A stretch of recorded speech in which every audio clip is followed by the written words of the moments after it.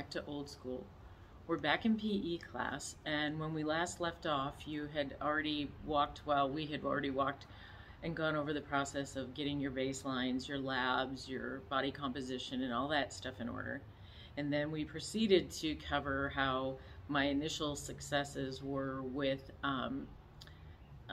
well, unfortunately, the stress not eating of my mother's death, but also a dirty keto, which worked fine. I mean, there's a spectrum of ketos from perfect to I think they call it lazy is 1 and perfect being 10.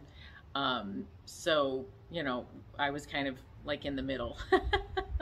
I had definitely calculated the macros and was keeping my carbs in the proper range, just not necessarily counting them all or peeing on a strip. I just had it from years of working out and bodybuilding and having been a certified nutritionist, just could eyeball to a degree my macros, and that was the case.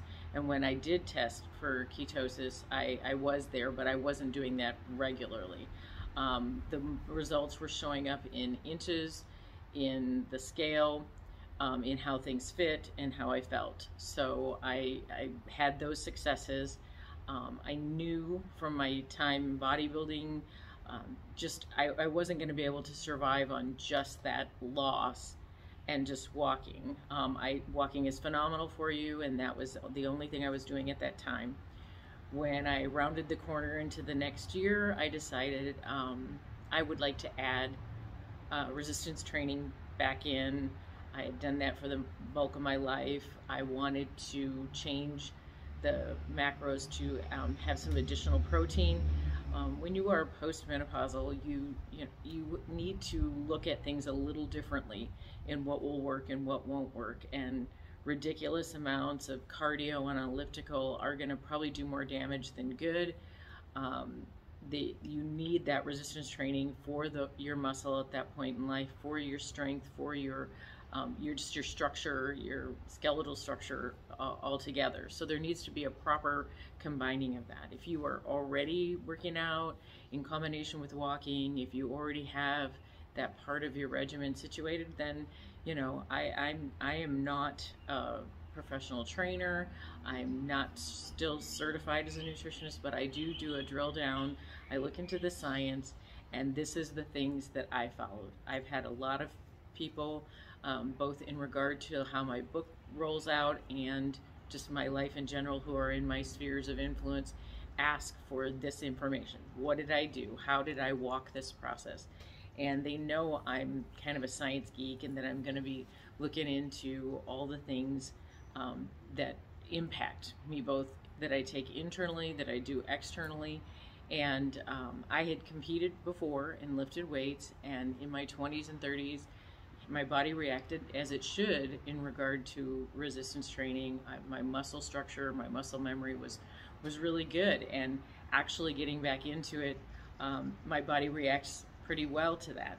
My body has always had a hard time with burning fat, and I get that a lot of that's done in the kitchen, but it's still a metabolism thing. And I have to imagine that was just the struggle of the hormone balance too for a long time. The molestation that took place when I was a child caused my cycle to start early, and caused a lot of the things that somebody might have to worry about later in life earlier for me.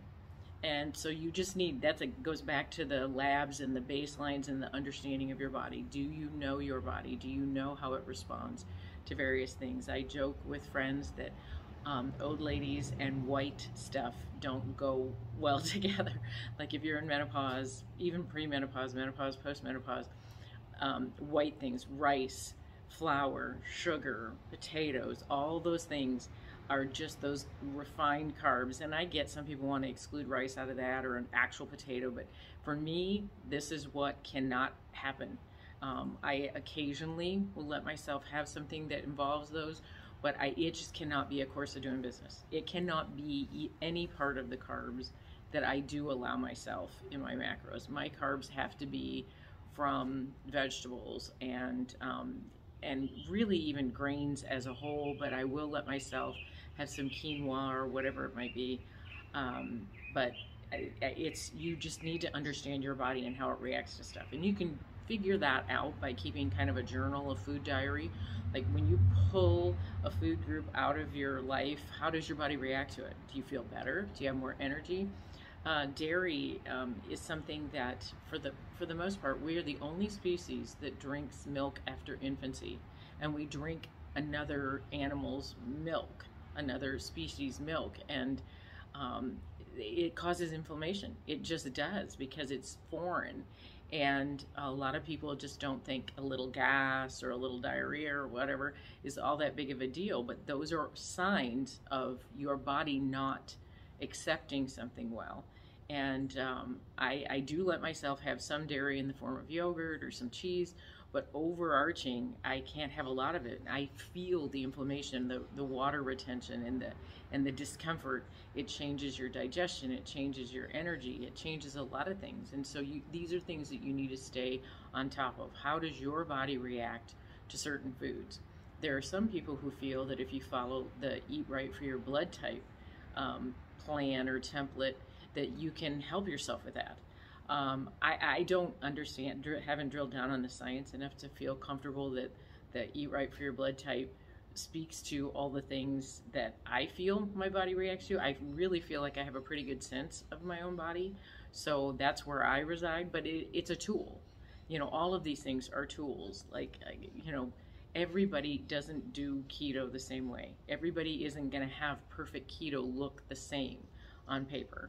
So you have to understand your body, where your body's balances are, and how your body reacts to stuff. And that is the same when it comes to working out and whatever type of exercise you want to add in to make this program additional.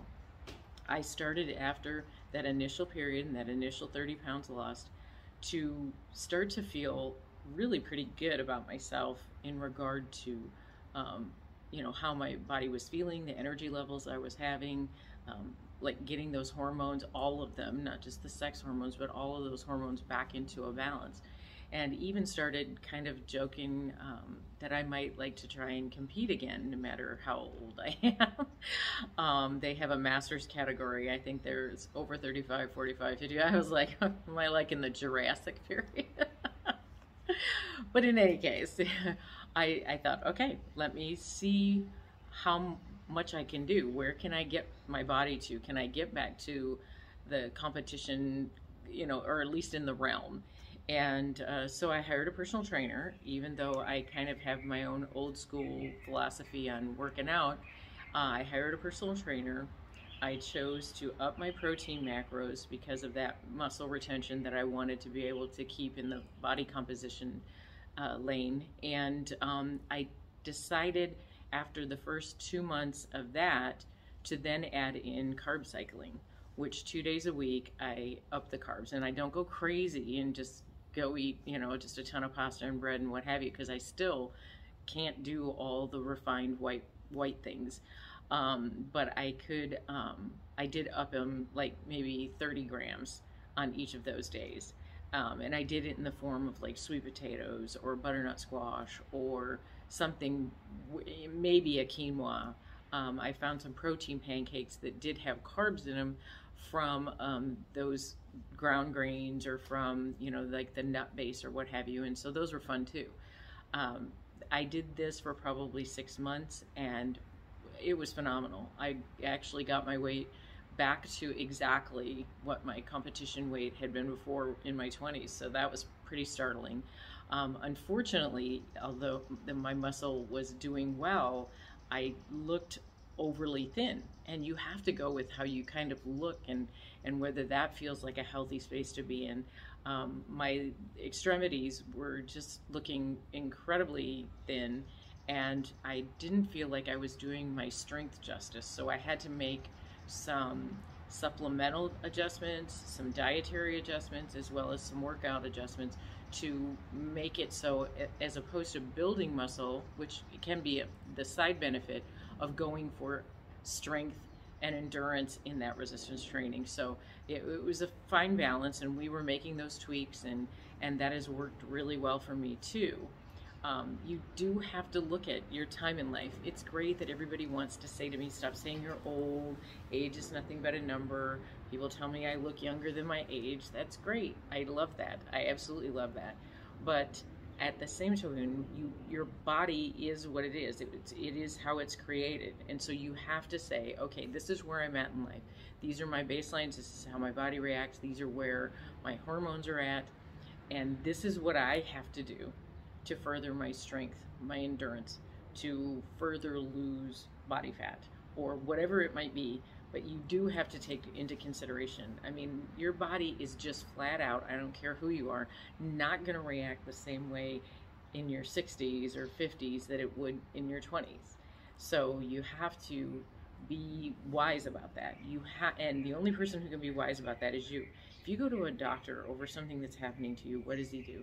He asks you 1,000 questions that you answer and have now taken you down the trail of crumbs to where you are. So now you can even, like, in cahoots with your doctor, determine what's happening. You can see it. The picture becomes clearer.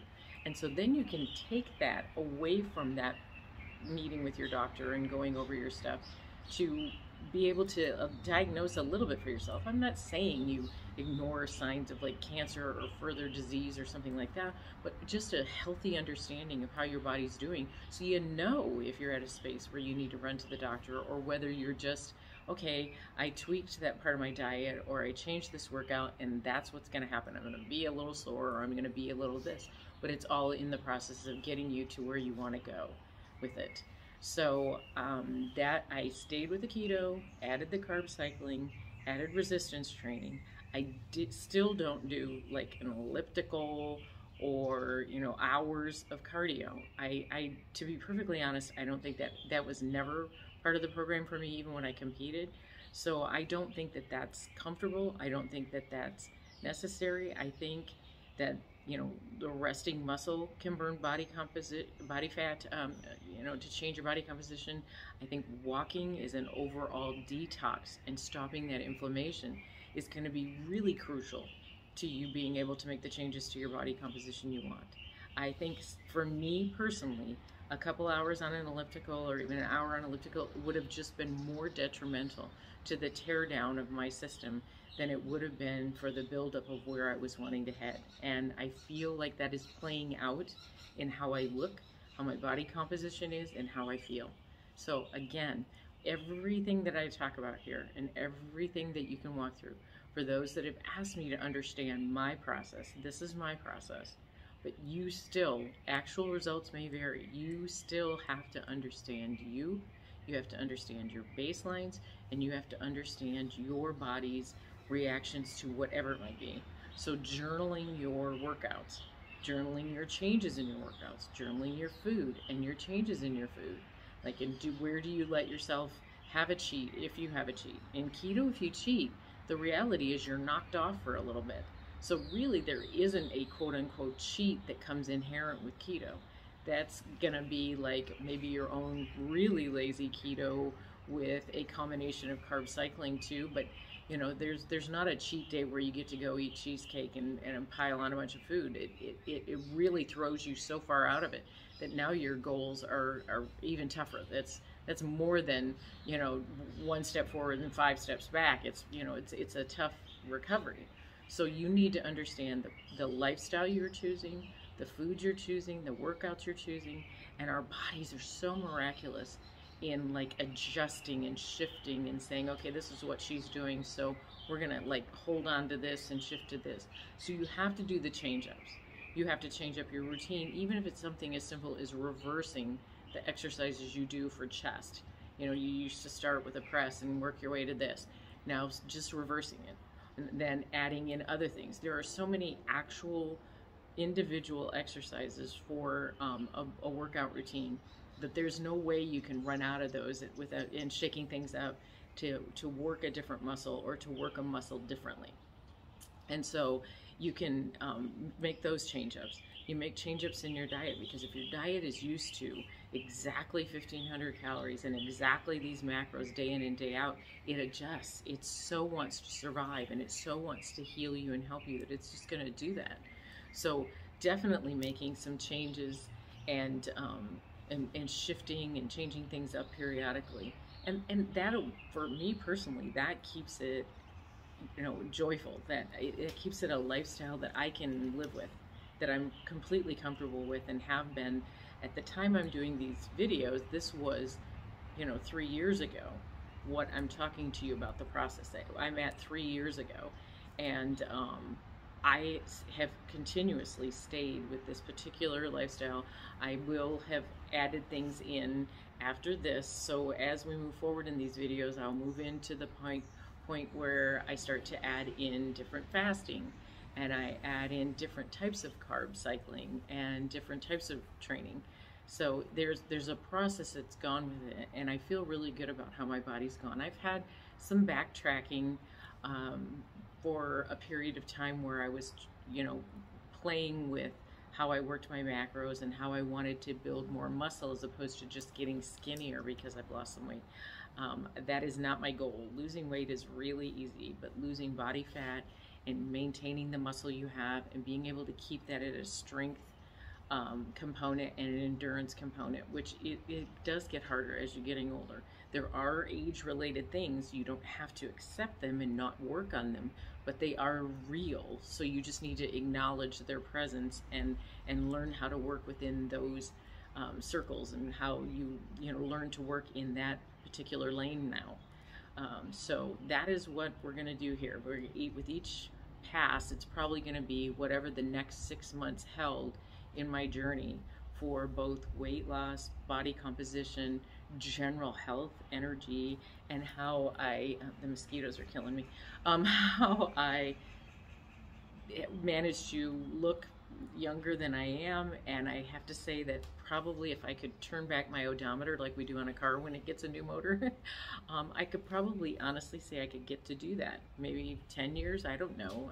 Whatever you think, I look younger than my actual age, but I do feel I have done the homework, and I do internally and externally what it takes to be healthy and to feel energetic and to feel better than you have to resign yourself to feel.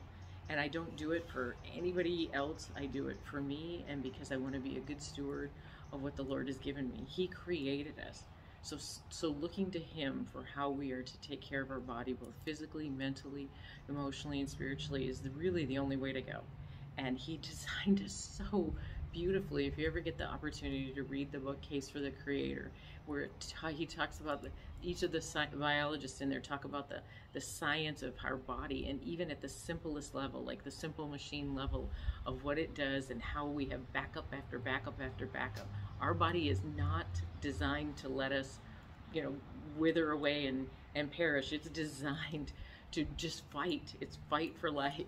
So it's so awesome, and a blessing from our Creator. And we need to be a good steward of the fact that we got woken up today, that we had a good night's sleep last night, we got woke up, that we get to breathe in the air and exhale, and and not let our bodies get eaten alive by stress or anxiety or discontentment, but that we choose that joy and we choose that peace, and we do the things that are being a good steward. We get talked to a lot in Christian circles about being a good steward of our money and tithing and giving to ministries, and that's all awesome and very real. But we need to be good stewards of the other things that we've been given, because everything we have has been given to us by our Creator, and that is our health, our time. You can't get the time back. You can sometimes recover what you've done to your health, but you need to not be cocky about that, because some things are irreparable, and we want to make sure we're not doing those. So if you like what's happening here, you like the stories and the part of my journey, if you have any questions about some of the components of the things I've done, if you want to put questions down in the comments, I would love the interaction and be more than happy to let you know who I read, what scientific research I've done for each of the things, like carb cycling or keto is not, none of those are just one person. I really kind of look into different sources and put my information together, understand my body, and move forward from there. So if you love all of that and you like what you're hearing here, if you can click like, if you can click subscribe, if you want to click the bell for notifications so you know when the next video comes out. I'm thrilled to have the interaction and to have you here.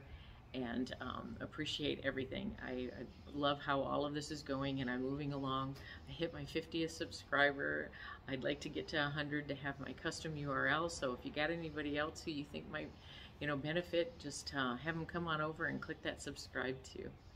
So I thank you for being in class today, and class dismissed.